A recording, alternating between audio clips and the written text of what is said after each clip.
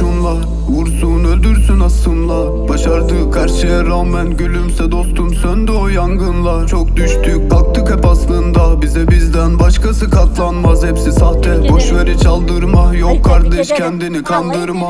Gördük herkesi yokken, taşıdığım omzumda dertler. Sırtımdan vurdu sevenler, dost görünenler. Hepsi bir kale, hangisi mertler, bizi yenemezler. Bu yüzden hiç denemezler. Bilirler olsa da kelepçe iki bilekte. İki aynı yürek aynı bedende, aynı sokak aynı mahalle.